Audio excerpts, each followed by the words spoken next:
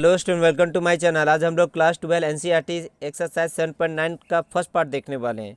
Video start करने से पहले बता दूं कि स्टूडेंट इसके बाकी पार्ट्स आप नहीं देखें तो मेरे चैनल के प्लेलिस्ट में जाएंगे, इसके बाकी पार्ट्स आप देख लेंगे। 7.8 में मैंने बताया था कि डेफिनेट इंटीग्रल को फाइंड करना है as a limit of sum method से, बट अब यहाँ 7.9 से आप क्या कर सकते हैं, डायरेक्ट मेथड अप्लाई कर सकते हैं, डायरेक्ट इंटीग्रेशन अप्लाई कर सकते हैं। तो चलिए एक्सरसाइज स्टार्ट करने से पहले मैं बता दूं फंडामेंटल थ्योरम ऑफ कैलकुलस को। फंडामेंटल थ्योरम ऑफ कैलकुलस क्या होता है? जैसे सपोज कीजिए कि कोई एक डेफिनेट इंटीग्रल है a to b fx dx integrate हो रहा है, ठीक। तो इसको आप क्या करेंगे, fx का ये स्मॉल एफ लिए हैं, यहाँ सपोज कीजिए कि स्मॉल fx का इंटीग्रेशन आया कैपिटल fx, ठीक है। और जब ये इसका इंटीग्रेशन जब हो गया है तो हम लोग क्या करेंगे, इस पर फिर हम लोग लिमिट लगा देंगे। ये लोअर लिमिट ये हो गया और ये अपर लिमिट यहाँ हो गया, ठीक।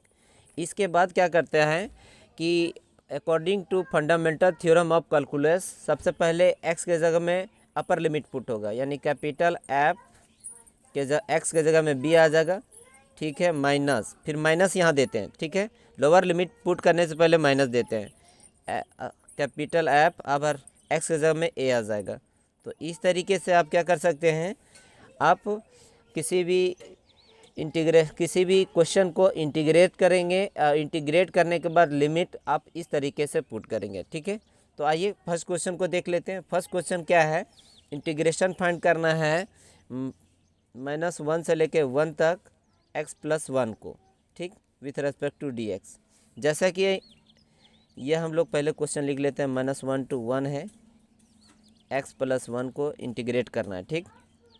इसका देखिए ये स्मॉल एफएक्स यानी एक फंक्शन है, आपको पहले क्या करना होगा, इसका इंटीग्रेशन फाइंड करना होगा। इंटीग्रेशन फाइंड करने के बाद आप ब्रैकेट में आप दोनों लिमिट को लिख देंगे। तो चलिए इसका इंटीग्रेशन क्या जानते हैं आप, x का इंटीग्रेशन, जैसा कि फार्मूला हम लोग x⁴n का जानते हैं, उस फार्मूले पे ये जाएगा। क्या फार्मूला होता है x⁴n का इंटीग्रेशन? पावर में हम लोग क्या करते हैं, उसमें एक जोड़ देते हैं और उतना से डिवाइड कर देते हैं, यही ना होता फार्मूला। तो ये फार्मूला होता है, ये आपको लिखना नहीं है, बस ऐसा ही बता दिए। तो आइए, जैसा कि x का इंटीग्रेशन के पावर यहाँ पर 1 माने हैं, तो पावर कितना, पावर में 1 जुड़ जाएगा, तो 1 1 कितना हो जाएगा, 2 हो जाएगा, और उतना से जितना पावर आए उतना से डिवाइड करना पड़ता है। तो इसका इंटीग्रेशन हो गया, और 1 का इंटीग्रेशन हम लोग जानते हैं x। तो यह फंक्शन आपका इंटीग्रेट हो चुका है। इसके बाद देखिए, जब कोई फंक्शन इंटीग्रेट हो जाता है तो उसके बाद हम लोग क्या करते हैं, इस तरह से स्क्वायर ब्रैकेट लगा के दोनों लिमिट को पुट कर देंगे, यहाँ पर लोअर लिमिट और यहाँ पर अपर लिमिट। अब क्या करते हैं, इसके बाद ये दोनों लिमिट को पुट करेंगे। तो पहले अपर लिमिट पुट होगा, फिर माइनस देंगे, उसके बाद अपर लोअर लिमिट पुट करेंगे। तो देखिए ये पूरा फंक्शन में पहले अपर लिमिट पुट होगा, जहाँ जहाँ x है वहाँ वहाँ पूरा 1 पुट होगा। तो यहाँ पर 1 का स्क्वायर बाई 2 हो जाएगा, प्लस 1 हो जाएगा, ठीक है। फिर माइनस देंगे, माइनस देना पड़ता है ना, FB के बाद माइनस देना होगा, फिर उसके बाद लोअर लिमिट पुट होगा। तो ऐसे ब्रैकेट बंद करेंगे, जहाँ जहाँ x है वहाँ वहाँ -1 पुट कीजिए। तो -1/2 उसका स्क्वायर, फिर प्लस -1, ये हो गया, ब्रैकेट बंद। चलिए ये 1/2 आएगा, +1 सॉल्व करने पर, और इसको जब सॉल्व कीजिएगा तो -1 का स्क्वायर 1/2 हो जाएगा, और ये प्लस माइनस माइनस हो जाएगा। जब ब्रैकेट तोड़िएगा तो देखिए -1/2 माइनस +1/2 कट जाएगा, और ये 1 और माइनस माइनस +1। तो इस तरीके से कितना आंसर आया, इसका आंसर आया 2। तो यह था क्वेश्चन नंबर 1 7.9 का। आई होप यह क्वेश्चन आप लोग को समझ में आया होगा। देखिए क्वेश्चन नंबर 2, इंटीग्रेशन फाइंड करना है 2 to 3 1/x dx। चलिए इसको इंटीग्रेट करते हैं। तो i = कितना हो जाएगा, 2 to 3 1/x dx। ये क्वेश्चन था। 1/x का इंटीग्रेशन होता है log मॉडुलस x, ठीक। ये हो गया इसका इंटीग्रेशन। अब हम लोग क्या करते हैं, ऐसे बंद कर देते हैं और लोअर लिमिट 2 to 3 पुट कर देते हैं। इसके बाद क्या करते हैं, हम लोग अपर लिमिट को पुट करते हैं, जहाँ जहाँ x है अपर लिमिट पुट कर दीजिए। तो log मॉडुलस 3, फिर ये अपर लिमिट पुट करने के बाद लोअर लिमिट पुट करेंगे, उससे पहले आपको माइनस देना पड़ता है। लॉग लोअर लिमिट क्या है, मॉडुलस एक्स एक्स जहाँ जहाँ एक्स था वहाँ हम लोग क्या किए, upper limit lower limit put कर दिए। अब बताइए ये पॉजिटिव टर्म है ना, आप बाहर कर सकते हैं इसको मॉडुलस से, तो log 3 हो जाएगा, माइनस 2 पॉजिटिव है, आप बाहर कर सकते हैं log 2। अब बताइए log, ये फार्मूला आ गया log m minus log n। देखिए हम लोग फार्मूला जानते हैं log m minus log n, क्या फार्मूला होता है, log m बाई n, यही फार्मूला होता है ना। तो देखिए जब ये फार्मूला होता है तो इस फार्मूले पे ये आया है कि नहीं, log m minus log n, क्या होगा formula, log m by n, तो log m के जगह में 3 है बाई n, तो ये 2। तो इस तरीके से ये क्वेश्चन नंबर क्या हो गया, 2 था। अब आगे देखें क्वेश्चन नंबर 3।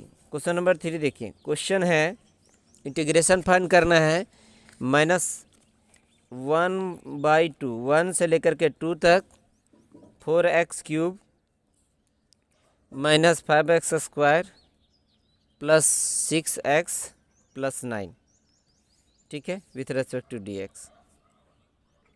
सिंपल है, सबको इंटीग्रेट कीजिए, सबको इंटीग्रेट कीजिए तो ये क्या हो जाएगा, i इक्वल टू, पहले एक बार लिख लेते हैं, 1 2 2 है ना, 1 से लेकर के 2 तक 4x³ minus 5x² plus 6x plus 9, इसको इंटीग्रेट करना है। चलिए जैसा कि हम लोग जानते हैं, अगर इसको हम लोग इंटीग्रेट करने जाएंगे तो 4 तो तुम्हारा बाहर आ जाएगा, और इसका इंटीग्रेशन क्या हो जाएगा, इंटीग्रेशन इसका पावर में हम लोग एक जोड़ते हैं और उतना से डिवाइड करते हैं, कोई दिक्कत यहाँ तक, इसका इंटीग्रेशन हो गया। अब यहाँ इसका इंटीग्रेशन -5 तो कांस्टेंट टर्म में ये बाहर हो जाएगा, और इसका इंटीग्रेशन करना पड़ेगा आपको, तो पावर में हम लोग एक जोड़ देंगे, 2 से 3 हो जाएगा बाई 3, प्लस उसी तरह 6 बाहर आ जाएगा, और x का इंटीग्रेशन पावर में आपको 1 जोड़ना होगा और उतना से डिवाइड करना होगा। फिर उसी तरह 9 एज ए कांस्टेंट टर्म में बाहर आ जाएगा, तो यहाँ बचेगा कुछ नहीं, यानी 1 का इंटीग्रेशन होता है x। तो इस तरीके से ये पूरा टर्म इंटीग्रेट हो गया। अब हम लोग इसको बंद कर देंगे और लिमिट लगा देंगे 1 to 2। चलिए ये देखिए, ये 4 4 कैंसिल हो जाएगा, 2 3 जा, यहाँ 3 आ जाएगा कट करके। अब हम लोग जहाँ जहाँ x है वहाँ वहाँ हम लोग क्या पुट करेंगे, अपर लिमिट 2 पुट करेंगे, तो पूरा पुट कीजिए, तो ये 2 का पावर 4 हो जाएगा, माइनस 5/3, 2 का पावर 3 प्लस 3 बचा था, और 2 पुट हो रहा है तो 3 2² प्लस 9 × 2। हमने क्या किया, ये पूरे 2 को, अपर लिमिट है ना, ये पूरे को 2 को पुट किए। अब क्या करना है, इसके बाद लोअर लिमिट पुट करेंगे, इस पर पूरे पे फिर हम लोग क्या करेंगे, लोअर लिमिट पुट करेंगे। तो जहाँ जहाँ x है वहाँ अबर 1 पुट होगा, तो यहाँ कटने के बाद 1 का पावर 4 बचा था, -5/3, 1 का पावर 3, ठीक है, प्लस 3 बचा था 3x², तो 3x के जगह में 1 आ चुका है, 3 1 का स्क्वायर, फिर प्लस 9 × 1। इस तरीके से बंद कीजिए, इसको सॉल्व कीजिएगा तो ये आ जाएगा, देखो 16 माइनस 8 8 5 जा 40/3, 2 2 जा 4 4 3 जा 12, ठीक है, और 9 2 जा 18, यहाँ तक हो गया। इधर माइनस, इधर देखिए 1, ये हो जाएगा 5/3, और ये +3 प्लस 9। जब इसको सॉल्व कीजिएगा देखिए 12 और 18 30, 30 और 16 46 हो जाएगा, ठीक है, -40/3। और यहाँ इधर सॉल्व कीजिएगा तो 9 3 12 और 1 13 -5/3। इधर एलसीएम लीजिएगा, कितना आ जाएगा, देखो ये हो जाएगा 3 3 6 जा 18, 3 4 जा 12 और 1, 3 6 जा 18 ना होगा 18, और 3 4 जा 12 और 1 13 -40। ये हो गया सॉल्व हो करके, और माइनस यहाँ एलसीएम लेंगे तो कितना हो जाएगा, 39 - 5/3, ठीक है। अब चलिए माइनस कर दीजिए, तो ये कितना आ जाएगा, 98 आ जाएगा /3, और माइनस इधर कितना आ जाएगा, 34 आ जाएगा /3। जब इसको सॉल्व कीजिएगा तो कितना आ जाएगा, 64/3। तो यह था क्वेश्चन नंबर क्या, 3 था। आई होप यह क्वेश्चन आप लोगों को समझ में आया होगा। क्वेश्चन नंबर 4, इंटीग्रेशन फाइंड करना है 0 to π/4 sin 2x का। जैसा कि हम लोग साइन 2x का इंटीग्रेशन जानते हैं माइनस कॉस 2x, तो हम लोग क्या करते हैं, इसको लिख लेते हैं 0 to π/4 यह क्वेश्चन है साइन 2x। एक बार क्वेश्चन को निकलिए। साइन 2x का इंटीग्रेशन क्या होता है, माइनस कॉस 2x, तो माइनस कॉस साइन x का कॉस x होता है ना, तो साइन कॉस, साइन का कॉस हो जाएगा तो 2x है तो कॉस 2x हो जाएगा, और चूंकि 2 से x 2 से मल्टीप्लाई था तो 2 से डिवाइड कर देंगे, ठीक। और इसके बाद इस पर लिमिट लगा देंगे। लिमिट क्या था, 0 to π/4। कोई दिक्कत? ये देखिए -1/2 बाहर कर देते, ठीक है, कोई दिक्कत? और उसके बाद अंदर जो है ना cos 2x बच जाएगा, ठीक। और फिर 0 to π/4 ये लिमिट। अब हम लोग पुट कर देते हैं लिमिट पुट कर देते हैं, तो ये -1/2 रह जाएगा। पहले अपर लिमिट पुट होगा तो cos 2 × x, x की जगह में π/4, ये अपर लिमिट पुट हो गया। फिर माइनस लोअर लिमिट, माइनस देना पड़ता है लोअर लिमिट पुट करने के लिए, तो cos 2 x की जगह में 0, ठीक है। अब बंद कर देते हैं। चलिए -1/2 तो ये बाहर था, यहाँ देखिए 2 कट जाएगा तो पाई है ना, पाई, यहाँ सॉरी ये पाई है, तो देखो cos ये कितना हो जाएगा, कट जाएगा तो π/2 बचेगा ना, cos π/2, 2 कट गया तो π/2। अब माइनस ये हो जाएगा cos 0। चलिए -1/2, ये देखो π/2 का अगर वैल्यू निकालते हैं साइड में, देखो पाई का मान होता है 180, पाई = होता है 180, तो π/2 का वैल्यू कितना हो जाएगा, यानी 180/2, तो 90 आ जाएगा। 90 आएगा कि नहीं आएगा? तो चलिए cos 90 का वैल्यू हम लोग जैसा जानते हैं, cos 90 का वैल्यू कितना होता है, cos 90 का वैल्यू होता है 0, ये 0 हो गया माइनस, और cos 0 का वैल्यू होता है 1। इस तरीके से सॉल्व करेंगे तो माइनस ये -1 होगा, माइनस 1/2 आएगा, ठीक है। तो देखते हैं next question, question number 5। Question है 0 to π/2 cos 2x, ठीक है। तो ये क्वेश्चन नंबर 5 है। cos 2x, cos का इंटीग्रेशन sin x होता है, ठीक है। तो i = 0 to π/2, ये क्वेश्चन है cos 2x dx। cos का इंटीग्रेशन साइन होता है, ठीक है, cos का इंटीग्रेशन साइन होता है, तो sin x, cos x का sin x, और जब 2x है तो sin 2x हो जाएगा, और x के साथ 2 अगर मल्टीप्लाई रहता है तो उतना डिवाइड करते हैं।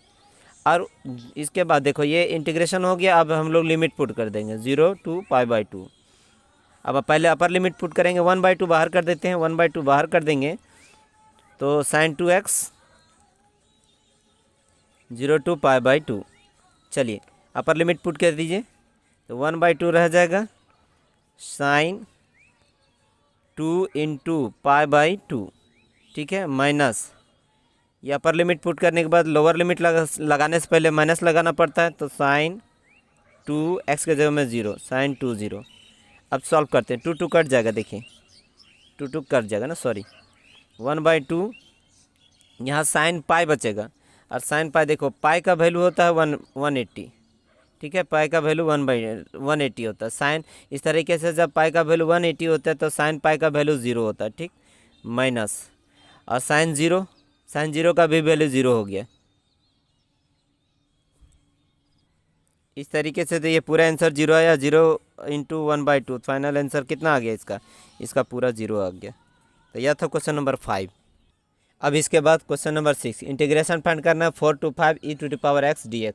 सिंपली e⁻x का इंटीग्रेशन हम लोग e⁻x ही जानते हैं, ठीक, बना देते हैं इसको e⁻x dx। e⁻x का इंटीग्रेशन e⁻x होता है, ठीक। जब ये इंटीग्रेशन हो गया तो हम लोग लिमिट पुट कर देते हैं 4 to 5। पहले अपर लिमिट पुट कर दीजिएगा, तो जहाँ जहाँ x है वहाँ 5 पुट होगा, e⁻5, फिर माइनस लगाते हैं, फिर लोअर लिमिट e⁻4। क्या कर देते, देखो e⁻5 है, यहाँ पर पावर 4 है, तो e⁻4 माइनस कॉमन ले लेंगे, और यहाँ बचेगा e बचेगा, और यहाँ पर -1। तो इस तरीके से यह क्वेश्चन नंबर क्या हो गया, क्वेश्चन नंबर 6, बहुत ही सिंपल था। क्वेश्चन नंबर 7 देखिए, इंटीग्रेशन फाइंड करना है 0 to π/4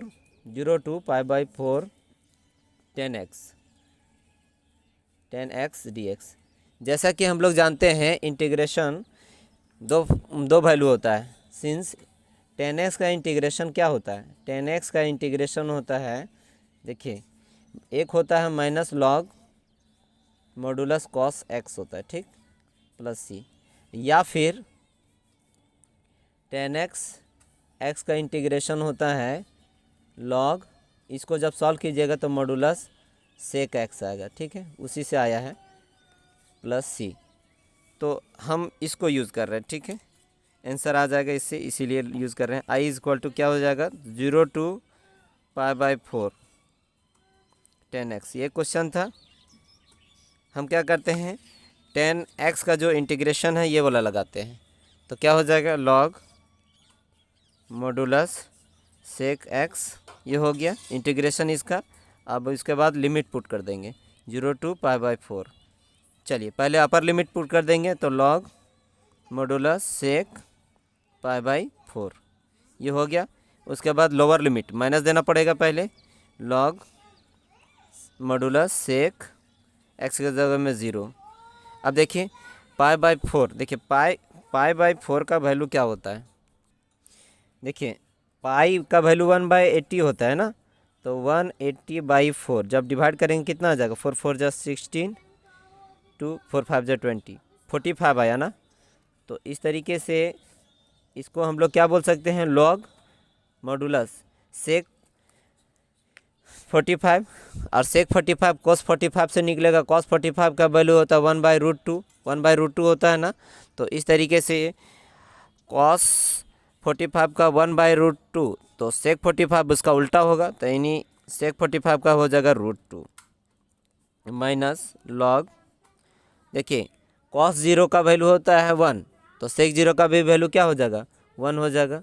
अब देखिए ये कहीं ना कहीं देखो ये पॉजिटिव टर्म, ये पॉजिटिव टर्म, तो इसको हम लोग क्या करते हैं log m/n में बदल देते हैं। जैसा कि हम लोग जानते हैं log m minus log n का फार्मूला होता है log m/n, ये फार्मूला होता है ना।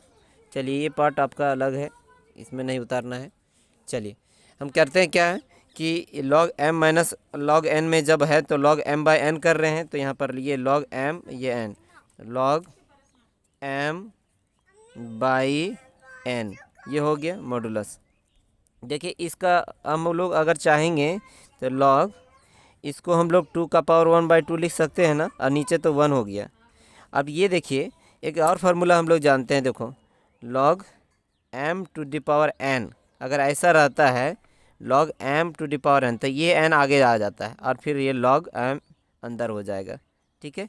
तो इस तरीके से इस फार्मूले के आधार पर ये भी बन रहा है, देखो क्या हो जाएगा ये log ये 1/2, 2 to the power 1/2 ये इधर यहाँ पर आ जाएगा, और अंदर जो बच जाएगा क्या बचेगा 2 बचेगा। तो इस तरीके से ये क्वेश्चन नंबर क्या हो गया। नंबर 8 इंटीग्रेशन फाइंड करना है π/6 से लेकर π/4 cos x का। क्या करते हैं cos x का इंटीग्रेशन जो हम लोग होता है उसको यूज़ करते हैं। तो जैसा कि i इक्वल टू तुम्हारा क्वेश्चन था π/6 से लेकर के π/4 cos x, यही है ना। cos x का इंटीग्रेशन क्या होता है log modulus cos x minus cot x, ये इसका क्या होता है cos x का इंटीग्रेशन होता है। फिर जब ये इंटीग्रेशन हो गया तो हम लोग क्या करेंगे लिमिट यूज़ कर देते हैं π/6 से लेकर के कितना तक π/4 तक। चलिए जहाँ जहाँ x है वहाँ हम लोग क्या करते हैं अब π/4 लिमिट यूज़ कर देते हैं। तो log modulus cos π/4 minus cot π/4, हमने क्या किया इस अपर लिमिट को पुट किया, फिर माइनस, अब हम लोग माइनस देते हैं लोअर लिमिट का पुट करने से पहले। चलिए अब लोअर लिमिट पुट कीजिए, तो तुम्हारा log मॉडुलस cos अब हो जाएगा π/6 माइनस cot π/6, ठीक है। चलिए यहाँ तक कोई दिक्कत।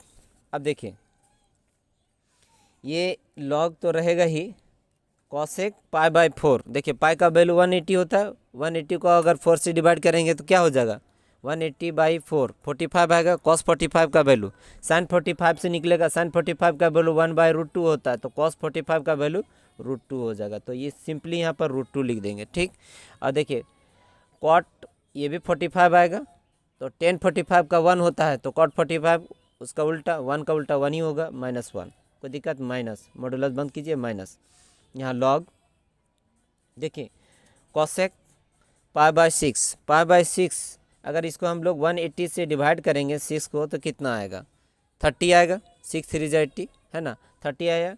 अब बताओ साइन 30 से ये वैल्यू निकलेगा ना, साइन 30 का कितना वैल्यू होता है 1/2, तो कॉसेक 30 का वैल्यू 2 हो जाएगा, माइनस उसी तरह देखो साइन 30 का वैल्यू होता है 1/साइन 30 का वैल्यू होता है 1/√3, तो ये कॉट 30 है, 180/6 करोगे 30 आएगा ना, तो कॉट 30 tan 30 से निकलेगा, tan 30 का 1/√3 होता है, तो कॉट 30 का कितना हो जाएगा, इसका उल्टा, तो √3 हो जाएगा।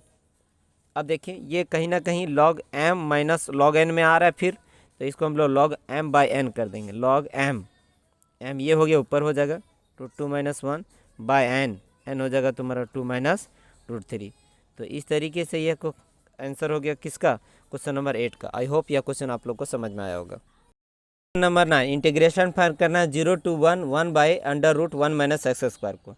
सिंपली क्या कीजिए, इस 1 को हम लोग 1 का स्क्वायर लिख सकते हैं।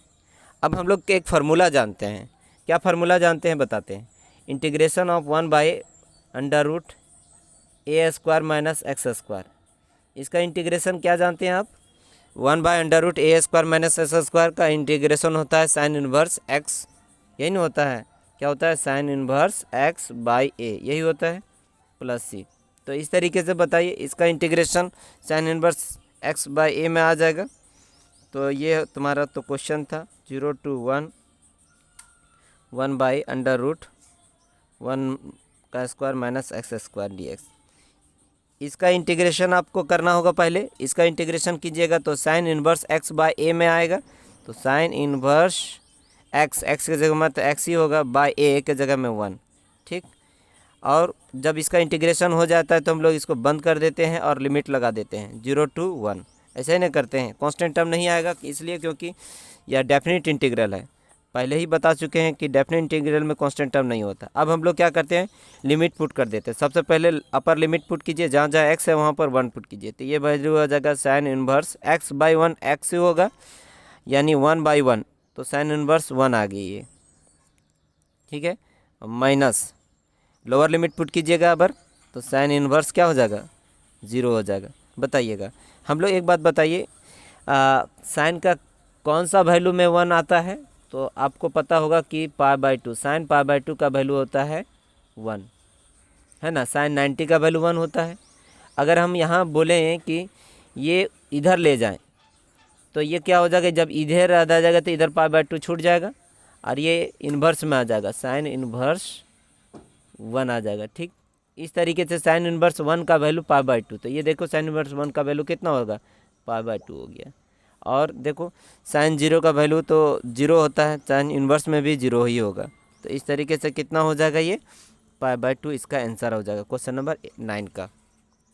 क्वेश्चन नंबर 10, इंटीग्रेशन फाइंड करना है 0 to 1 1/1 + x²। देखिए ये फार्मूला आता है किसमें, देखिए हम लोग जैसा फार्मूला जानते हैं 1/a² + x², 1/a² + a² का इंटीग्रेशन क्या होता है 1/a tan inverse x/a + c। तो इस तरीके से हम लोग आगे बनाते हैं जो क्वेश्चन मिला है। देखिए कहीं ना कहीं ये देखो ये 1 का स्क्वायर हम लोग लिख सकते हैं, 1/a² + x² में आ रहा है, तो i = हम लोग लिख लेते हैं 0 to 1 है 1/1 का स्क्वायर + x²। चलिए तो जैसा कि हम लोग जानते हैं 1/a² + x² का इंटीग्रेशन क्या होता है, इंटीग्रेशन होता है 1/a tan इन्वर्स x/a। तो तुम्हारा 1/a की जगह में तुम्हारा क्या आ गया, 1/a की जगह में 1 है, फिर tan इन्वर्स हो गया x की जगह में x/a की जगह में 1, ठीक। अब प्लस c नहीं लगाएंगे क्योंकि ये डेफिनेट इंटीग्रल है, यानी इसका इंटीग्रेशन हो गया। अब हम लोग क्या करेंगे, इस पर लिमिट लगा देंगे 0 to 1, तो 1/1 1 हो जाएगा, यानी tan इन्वर्स x बचेगा। तो सिंपली एक बार लिख लीजिए tan इन्वर्स x बचा है और 0 to 1 इसका लिमिट हो गया। अब क्या करते हैं हम लोग, पहले अपर लिमिट पुट कर दें, या जहाँ जहाँ x है वहाँ पर 1 पुट करेंगे, तो ये हो जाएगा tan इन्वर्स 1 हो जाएगा, फिर minus lower limit tan inverse 0, बताइए क्या हो जाएगा वैल्यू, टेन इनवर्स वन। जैसा कि हम लोग जानते हैं टेन कितने पे वन वैल्यू होता है, तो 1045 पे, और 45 को हम लोग पाई/4 बोलते हैं।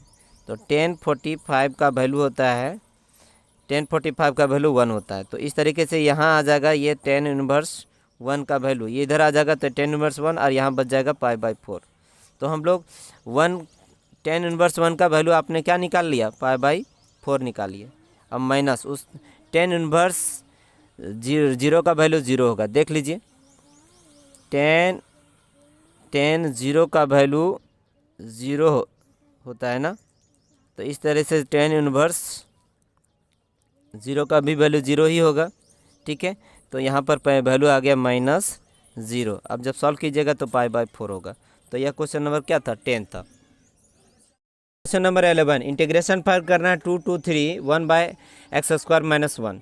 जैसा कि हम लोग फार्मूला जानते हैं इंटीग्रेशन ऑफ 1/x² - a²। इसका इंटीग्रेशन क्या होता है, इंटीग्रेशन होता है 1/2a log modulus x - a/x + a। ये फार्मूला होता है, इसी फार्मूले पे इसको हम बनाएंगे। देखिए इसको हम लोग 1 का स्क्वायर लिख सकते हैं, तो x² - a² में आ रहा है ना। तो i हम लोग लिख लेते हैं एक बार क्वेश्चन 2 2 3 1/x² - 1 का स्क्वायर dx। तो बताइए इसका इंटीग्रेशन 1/x² - a² के अनुसार हो जाएगा 1/2a। ए के जगह में तुम्हारा है 1/2a हो गया, ठीक। उसके बाद log मॉडुलस x - a, तो x - a के जगह में 1 है, बाई x + a यानी x + 1। ये इसका इंटीग्रेशन हो गया, इसका इंटीग्रेशन हो गया। अब हम लोग लिमिट पुट कर देंगे 2 2 3। अब क्या करते हैं, इसको जब सॉल्व कीजिएगा तो 1/2 ये बाहर आ जाएगा, इसको बाहर कर देते हैं, और जो अंदर बच जाएगा log मॉडुलस x - 1/x + 1, ये अंदर बचेगा, ठीक है। और लिमिट रहेगा 2 2 3 रहेगा। चलिए अब पुट कर देते हैं, ये तो ये 1/2 बाहर आ गया, 1/2 बाहर आ गया। चलिए x के जगह में 3 पुट करेंगे, तो ये log अपर लिमिट पुट होगा, तो 3 - 1/3 + 1, ये इसका हो गया। फिर माइनस log मॉडुलस 2 - 1/2 + 1 बंद। अब जब सॉल्व कीजिएगा तो 1/2 आएगा, ये ब्रैकेट बंद। log 3 - 1 2 आएगा, 2/4 होगा, यानी log 2/4। जिसको सॉल्व कीजिएगा तो 1/2 आएगा, डायरेक्ट लिख देते हैं मॉडुलस माइनस log 1/3 हो जाएगा, मॉडुलस 1/3। अब देखिए ये फार्मूला आ गया log m - log n में। log m - n क्या होता है, log m/n होता है। तो 1/2 log m, ये m है, बाई n, तो पूरा m हो गया तुम्हारा 1/2 बाई n, n हो गया 1/3, ठीक है। देखिए नहीं समझ में आ रहा है ना, देखिए हम लोग जानते हैं, जैसा कि फार्मूला जानते हैं log m - log n का फार्मूला होता है log m/n, ये फार्मूला होता है। उसी आधार पर देखो ये m है, log m - log n, तो हम लोग क्या करते हैं log m/n करते हैं, तो log ये m/n। अब देखिए अब क्या होगा कि ये 1/2 रह जाएगा, ये 3 ऊपर चला जाएगा, है ना। तो log 3 और ये 2 तो नीचे था ही। तो इस तरीके से यह क्वेश्चन क्या था, क्वेश्चन नंबर, इसको आप पॉजिटिव टर्म है तो आप मॉडुलस से बाहर भी कर सकते हैं, अंदर भी रहने देंगे, कोई दिक्कत नहीं। तो log ये 3/2 इसका आंसर हो गया, ठीक है। तो यह तो क्वेश्चन नंबर 11 था। क्वेश्चन नंबर 12, इंटीग्रेशन फाइंड करना है 0 to π/2 cos² x। हम लोग फार्मूला जानते हैं, सिंस हम लोग जानते हैं cos² x का जो फार्मूला होता है 1 + cos 2x/2 होता है ना। तो हम लोग यूज़ करते हैं इसको, डायरेक्ट cos² x का इंटीग्रेशन नहीं होगा। तो i तुम्हारा हो जाएगा ये क्या, 0 to π/2 cos² x dx। ये क्वेश्चन था ना, हम लोग क्या करेंगे 0 to π/2, कॉस स्क्वायर एक्स का जो फार्मूला होता है 1 प्लस कॉस 2x बाई 2, कोई दिक्कत, और dx रहेगा ही रहेगा। अब चलिए 1/2 को बाहर कर देते हैं, 1/2 को बाहर कर दिए, इंटीग्रेशन होगा 0 to π/2 है ना, 1 प्लस कॉस 2x। चलिए अब इंटीग्रेट कर देते हैं, सिंपली इंटीग्रेट कर देते हैं। तो देखिए ये 1/2 तो बाहर रहेगा, और 1 का इंटीग्रेशन क्या होता है, 1 का इंटीग्रेशन x होगा, और कॉस का इंटीग्रेशन होता है साइन कॉस x है तो साइन 2x है तो 2x लगेगा, और x के साथ 2 मल्टीप्लाई तो 2 से डिवाइड कर देंगे, तो ये पूरा इंटीग्रेट हो गया बाई लिमिट 0 to π/2, 0 to π/2। अब हम लोग क्या करते हैं, लिमिट पुट कर देते हैं, ठीक है। चलिए पहले अपर लिमिट पुट होगा फिर लोअर लिमिट, तो ये 1/2 तो आपका बाहर था, कोई दिक्कत नहीं, x के जगह में π/2 आ जाएगा, ये देखो π/2 आ गया, अब प्लस साइन ये जो है ना 1/2 यहाँ रख देते, कोई दिक्कत, 1/2 यहाँ कर देते हैं, फिर साइन 2 इंटू एक्स के जगह में π/2, कोई दिक्कत, ये होल डिवाइडेड ट्रू था ना इसलिए बाहर की। अब ये पूरा अपर लिमिट पुट हो गया, अब माइनस ब्रैकेट बंद, लोअर लिमिट पुट को, एक्स के जगह में 0 हो जाएगा, ये प्लस साइन 2 0 डिवाइडेड बाई 2, कोई दिक्कत, बंद। अब देखिए सॉल्व करते हैं हम लोग, ये 1/2 रह जाएगा, ये π/2 आएगा, ये देखिए ये 2 कट जाएगा, तो साइन पाई का वैल्यू 0 होता है, तो इस तरीके से 1/2 इंटू 0 हो जाएगा, इस साइन पाई का वैल्यू निकला, तो माइनस, अब देखिए ये साइन 0 होगा, 0/2 साइन 0 हो गया, फाइनली 0 लिख दीजिए, तो इस तरीके से ये 0 हो गया, तो यहाँ सिर्फ बचा, अंदर जो बचा π/2 इंटू 1/2, तो तुम्हारा आंसर आ जाएगा π/4। तो यह था क्वेश्चन नंबर क्या 12। आई होप यह क्वेश्चन आप लोग को समझ में आया होगा। नंबर 13, इंटीग्रेशन फाइंड करना है 2 to 3 x/x² + 1। यह एक इंपॉर्टेंट क्वेश्चन है, इसको कैसे बनाएंगे, देखिए नीचे वाले टर्म को आपको t मानना होगा, तो हम लोग t = ले लेते हैं क्या, x² + 1। अब जब इसको डिफ्रेंशिएट कीजिएगा विथ रेस्पेक्ट टू x, तो dt बाई क्या हो जाएगा, dx हो जाएगा, और ये क्या हो जाएगा 2x हो जाएगा। यहाँ से dx का जब वैल्यू निकालेंगे तो कितना निकलेगा, ये ऊपर चला, ये इधर आ जाएगा, तो dx नीचे आ जाएगा 1/2 x dt। चलिए एक बात और, जब आप इस फंक्शन को आपने t के फॉर्म में बदला तो आपको लिमिट भी बदलना पड़ेगा, तो लिमिट भी बदल लेते हैं, तो ऐसे लिख लेंगे, व्हेन x का वैल्यू, ये x का वैल्यू 2 है, x का वैल्यू अगर 2 है तो t का वैल्यू कितना होगा, तो पुट कर दीजिए, तो 2 का स्क्वायर प्लस 1 कितना आ जाएगा 415 आ गया।